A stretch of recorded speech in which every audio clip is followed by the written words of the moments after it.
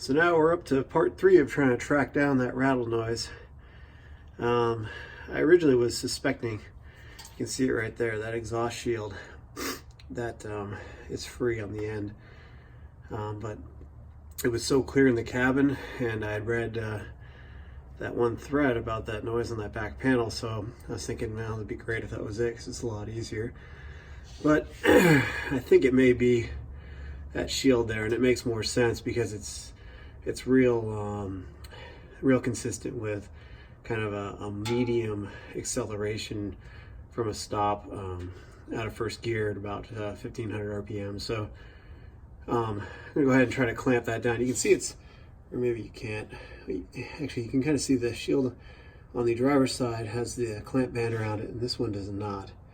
So I don't know if that's a factory issue or if it fell off when I had the dealer do the, sorry, let me get it for a second. The dealer do the X-pipe, but I ordered some of these same type of clamp bands off of Amazon at the same time I got the sound deadening material. So we'll go ahead, when everything cools off, throw a band on there, as it looks like it's missing one anyway, and see if that clears it up. Here we are a little bit closer. You can definitely see that this was designed, sorry, I'm trying to get a little light in here. This is designed, definitely, you can see that little ridge there, designed to have one of these steel cable ties on there. Unfortunately, the one I selected is a little skinnier in diameter than factory.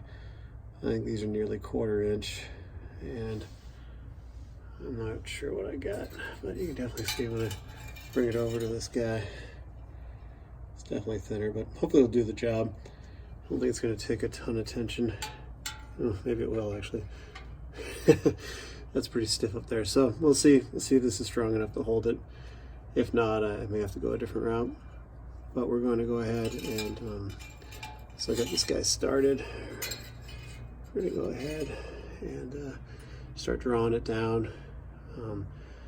Hopefully it'll be strong enough to clamp that guy with a pipe, but that does take a little bit more force than I expected. It's not impossible, but it takes a little more effort than I expected. So we'll see how it goes. See, I've worked it down pretty good. I'm going to go ahead and grab the tightening tool that I purchased, give that a whirl, see if we can get this guy drawn in. And I think there's plenty of room.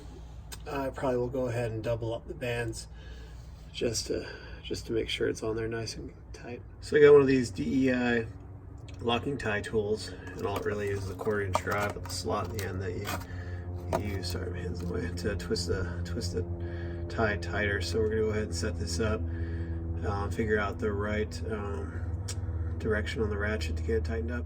It's a little difficult to show with just 2 hands, but you can see how you get, if I can get the light on it. Let's see, there you go. See how you get that tool engaged there.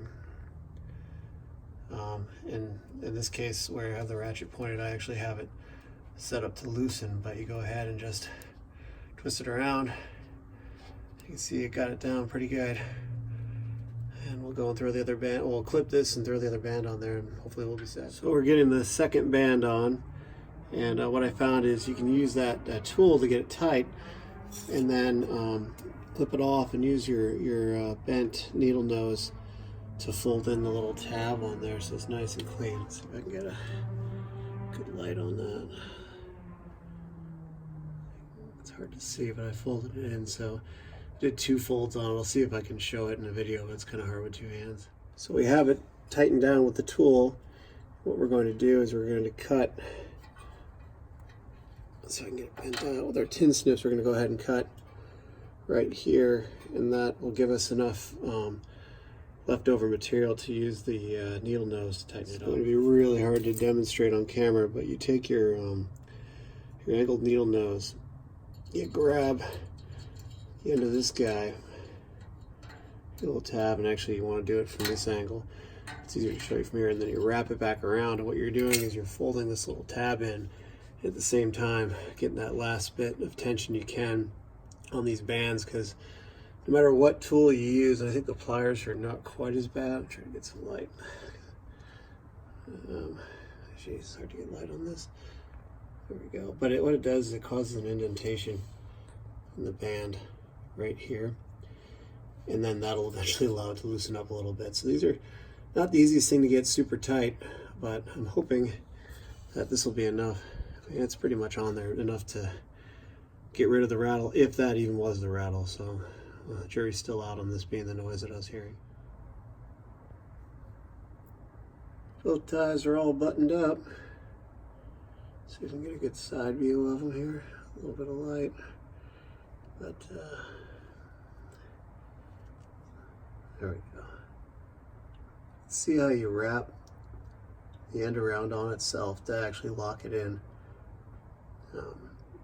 because these will slip a little bit out from what I've seen just trying to tighten them up. So it's probably your best bet. There's 2 wraps in there, using the needle nose looping back over itself, kind of like what I showed you.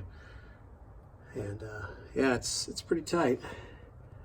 Hopefully that'll cover the rattle that I heard, but either way, this needed to be tightened back down again, because you can see here's the one on the driver's side. So obviously I had to double that one up, and then you got some over here too. So I don't know whether that had fallen off or whether it got knocked off when they put the X-pipe on. Either way, it's taken care of now, so we'll see how that goes.